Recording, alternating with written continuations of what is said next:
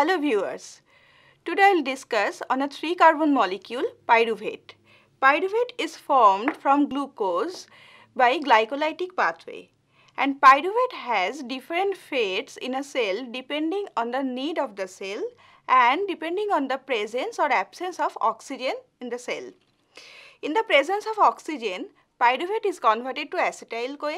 Then that acetyl-CoA molecule is completely oxidized to carbon dioxide and water by TCA cycle and respiratory chain.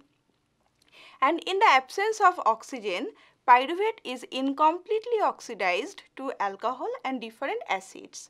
This process is called fermentation. Pyruvate has anabolic fate also. That is, it can be converted to glucose by the pathway called gluconeogenesis. That is, when the cells need glucose but lacks glucose, pyruvate is converted to glucose. Now I will tell you how the pyruvate molecules derived from glucose and other carbohydrates are converted to acetyl-CoA. This conversion is done by the enzyme pyruvate dehydrogenase complex. It is a multi-enzyme complex.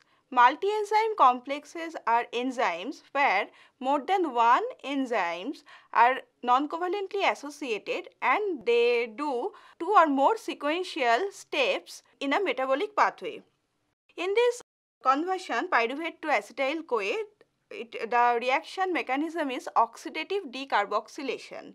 That means an irreversible oxidation where one carbon of pyruvate is released as carbon dioxide molecule. The pyruvate dehydrogenase complex contains 3 enzymes. The first enzyme is called pyruvate dehydrogenase or E1. The second enzyme is dihydrolipoyl transacetylase or E2, and the third enzyme is dihydrolipoyl dehydrogenase or E3. The complex needs 5 cofactors or coenzymes. The E1 needs TPP, a thiamine pyrophosphate, as its coenzyme. E2 or the second enzyme needs lipoate as its prosthetic group and coenzyme A as its substrate. Coenzyme A is a big molecule.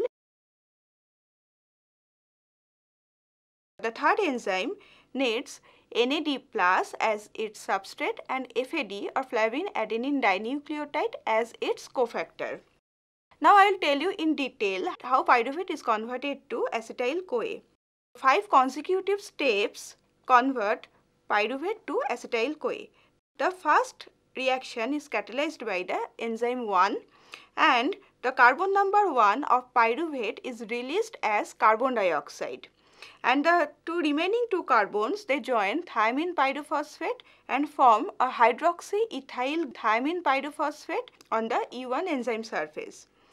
The second reaction is catalyzed by E1 again, where the hydroxyethyl group is transferred on the lipoate and the hydroxyethyl group is converted to acid, and the disulfide linkage of lipoate is converted to its reduced form. In the third step, the acetyl moiety combines with one molecule of coenzyme A and forms one molecule of acetyl-CoA.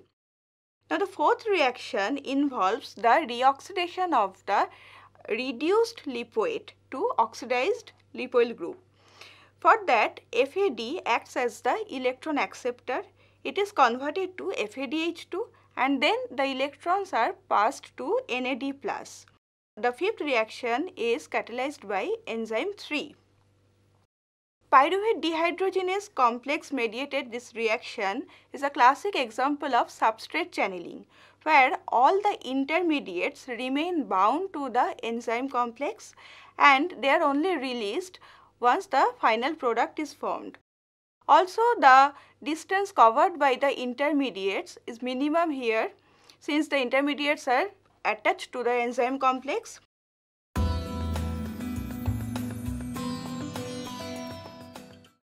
High concentrations of acetyl-CoA, NADH, ATP and long chain fatty acids inhibit the activity of pyruvate dehydrogenase complex, whereas high concentrations of AMP, ADP Also, NAD plus coenzyme A allosterically activate the activity of pyruvate dehydrogenase complex. In eukaryotes, two additional enzymes are present. One is pyruvate dehydrogenase kinase and the other one is pyruvate dehydrogenase phosphatase. They also control the activity of E1 and thus they control the activity of pyruvate dehydrogenase complex. Now, the pyruvate dehydrogenase complex found in E. coli and in many other gram-negative bacteria, they have a cubic symmetry. And the pyruvate dehydrogenase complex found in eukaryotes and in gram-positive bacteria, they have a dodecahedral symmetry, which provides an evidence of endosymbiotic theory. That is, maybe mitochondrion has developed through the symbiosis between cells and eukaryotic cells and microorganisms.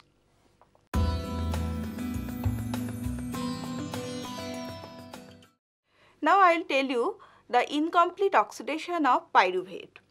In the earliest cells, they were in an environment which was completely devoid of oxygen, and thus they had to make a strategy to produce their energy in that anaerobic environment. Also, under exertions in like in the active, highly active skeletal muscle, in submerged plant tissues, in solid tumors, the NADH molecules generated during the glycolysis cannot be reoxidized to NAD+. So, cells will not have any electron acceptor in the absence of NAD+.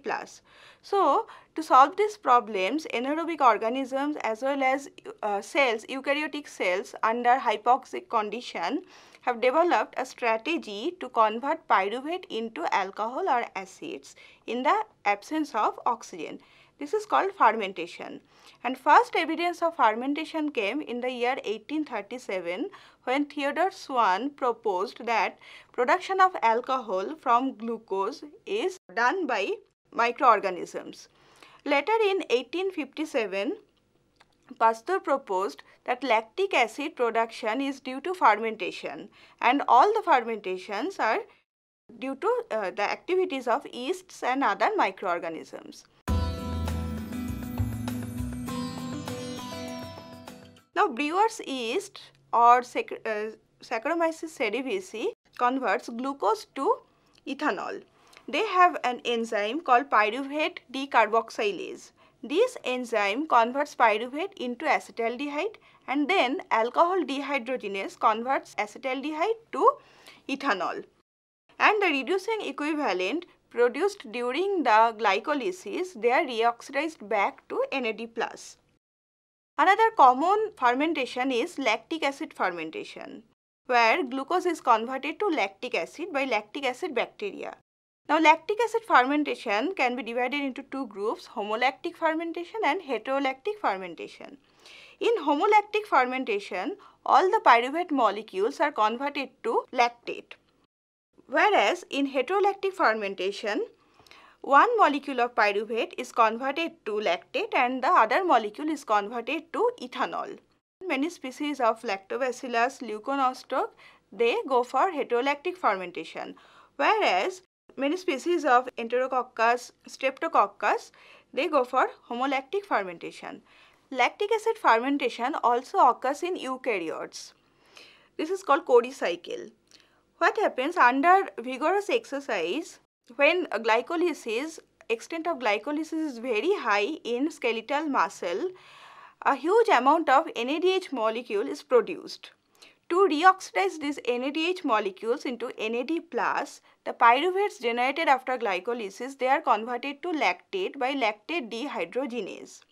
Now, the lactate molecules diffuse away from the cells and they go to aerobic tissues like cardiac muscles or in liver. There they are converted back to pyruvate and again regenerate the reducing equivalent. The pyruvate, now depending on the need of the cell, either can be converted to glucose, that is it can go for gluconeogenesis, or the pyruvate can be metabolized into acetyl-CoA and then to carbon dioxide.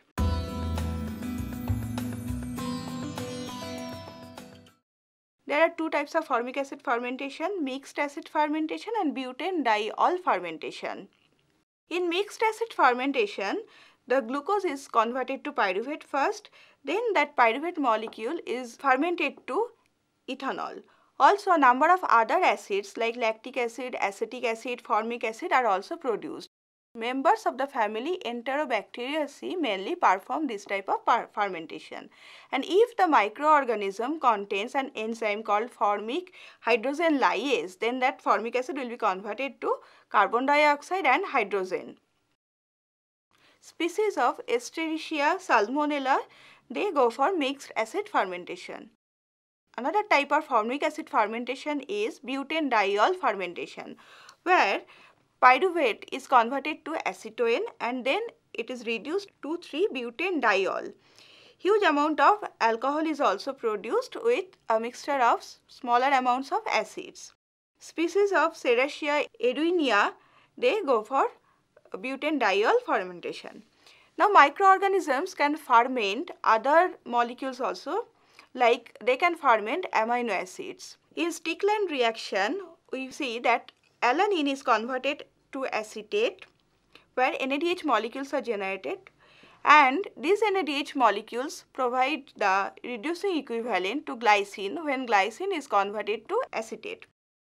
This reaction is called Stickland reaction after its discoverer L.H. Stickland, who discovered it in 1934.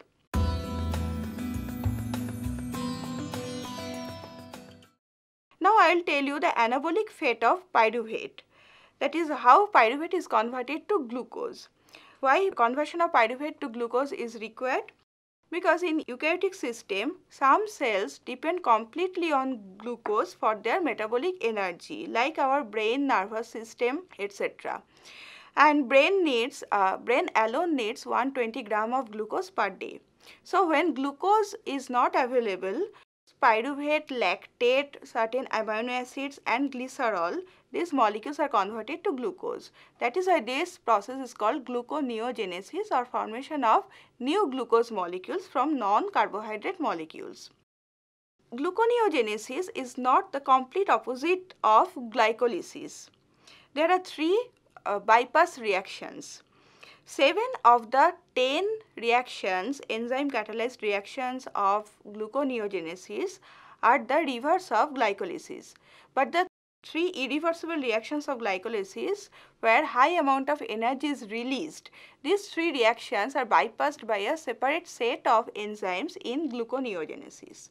The first bypass reaction involves conversion of pyruvate to phosphoenol pyruvate.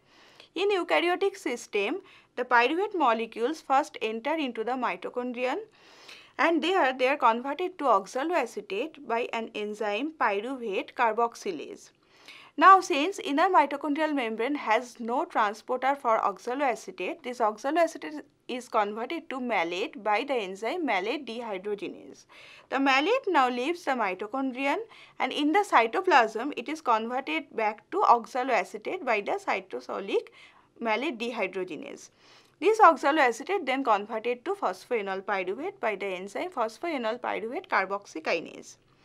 When lactate is the precursor of gluconeogenesis, lactate is first converted to pyruvate in the cytosol by the enzyme lactate dehydrogenase.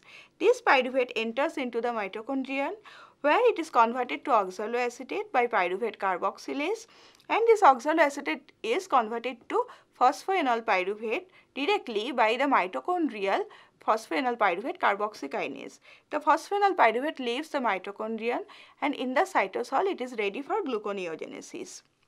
Second reaction of glycolysis, which is bypassed in gluconeogenesis, is the conversion of fructose 6-phosphate to fructose 1,6-bisphosphate by the enzyme phosphofructokinase 1.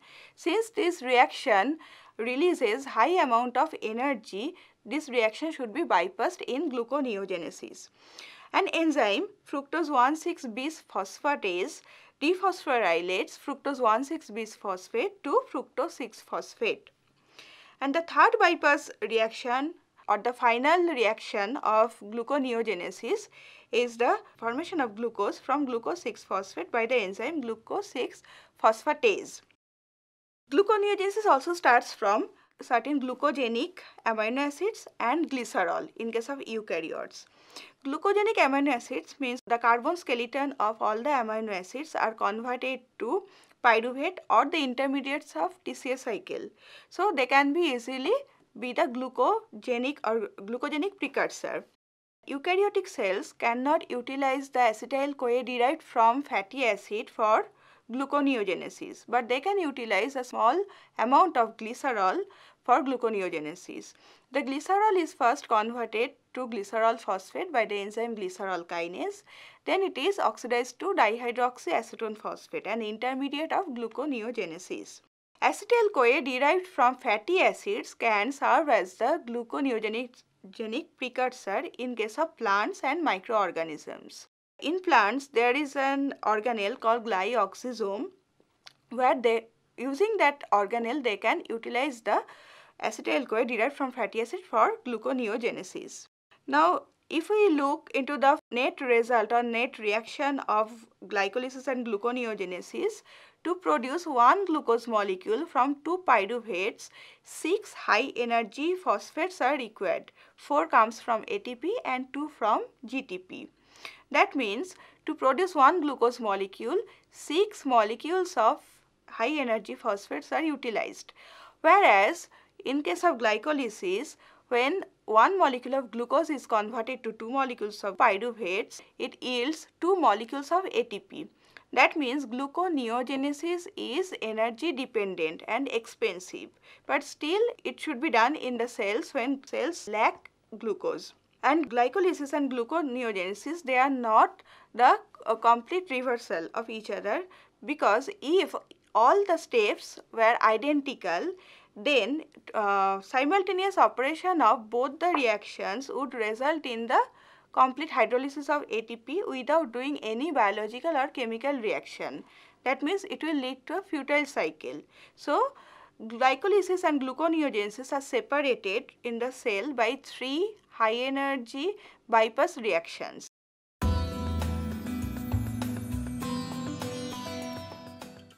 Today we have learned how pyruvate is converted to acetyl-CoA by the multi-enzyme complex pyruvate dehydrogenase, how pyruvate is fermented into different acids and alcohol in the absence of oxygen, and how pyruvate, lactate, amino acids, certain amino acids and glycerol is converted into glucose by the process gluconeogenesis.